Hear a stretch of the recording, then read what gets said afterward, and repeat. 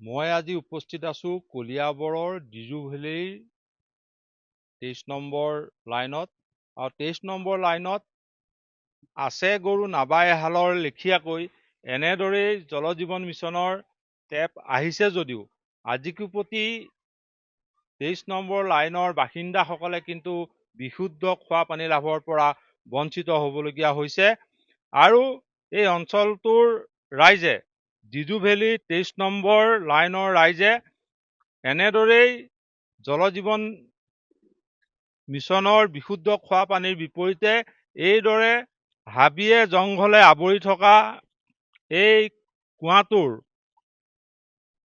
লেতেৰা পানী এইসকল লোকে ব্যৱহাৰ কৰিবলৈ বাধ্য হৈছে। কাৰণ জল জীৱন মিছনৰ আঁচনি নামত টেপ কেইটা আছে যদিও কিন্তু আজিলৈকে এইসকল লোকে এটোপা খোৱা পানী লাভ নকৰিলে, তাৰ ফলত এনেদৰেই এইসকল লোকে এই লেতেৰা পানীকে সেৱন কৰিবলৈ বাধ্য হৈছে।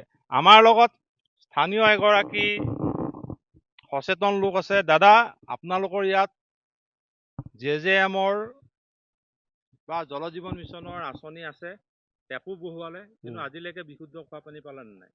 নাই, তেনেকুৱা মানে পাইপলাইন বহাইছিলে। পাইপলাইন বহাৰ পাছত মানে কি হৈছে, এই প্ৰেছাৰ পোৱা নাই, মানে এইফালে ওখ ঠাই হোৱাৰ কাৰণে পানী মানে নাপায়, আজিলৈকে নাপালে। পাইছিলে হ'লেও মানে তেনেকুৱা মানে সদায় দিন নাপায়, কেতিয়াবা আহে। তেতিয়া এনেকুৱা হৈছে, তাৰপিছত আমি মানে ওপৰ মহলত জনালো যে নহয় পানী নাহে। তেতিয়া ক'লে যে নহয় প্ৰেছাৰটো নাপায় মানে নতুন খোৱা পানীৰ আঁচনি। হয়, খোৱা পানীৰ আঁচনি কাৰণ এইটো কামত নাহে, এইটো নাহে। আমাৰ লগত আৰু এগৰাকী লোক আছে। দাদা, আপোনাৰ ইয়াত যিটো নলা আছে জল জীৱন মিছনৰ, তাত পানী পায় নে নাপায়? আমি নাপাওঁ। নাপায়। এই হাবিয়ে জংঘলে আৱৰা কুঁৱাটোৰ পৰা পানী এইটোৱে খাই আছো আমি। আমাৰ খোৱা পানী এইটোৱে। মানে এনেকা যদি ডাঙৰ পানী হৈ গ'লে আমাৰ এনেকা ব্যৱস্থা, মানে আমাৰ পানীখিনি একদম মানে বোকা লেতেৰা হৈ যায় আৰু জংঘলে আৱৰি ধৰিছে। তাকে খাবলগীয়া হৈ আছে। আৰু আমিতো কিনি পেলাইতো খাব নোৱাৰো, আৰু গৰীব দুখীয়া মানুহ। আৰু আমি কেনেকা আৰু কিনি পেলাই আৰু পানী বটল এনেকা কিবা এটা কৰিব পাৰিম জানো?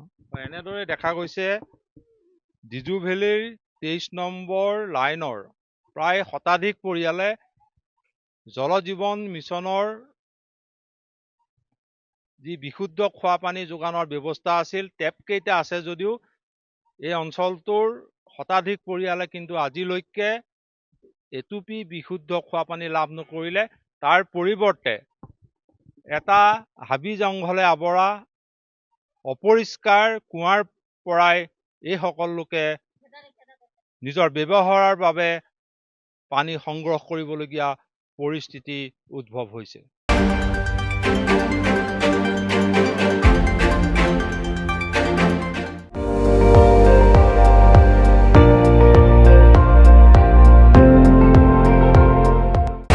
আপুনি চাই আছে MD24, সৰ্বশ্ৰেষ্ঠ নহয় সৰ্বোত্তমৰ দৌৰ।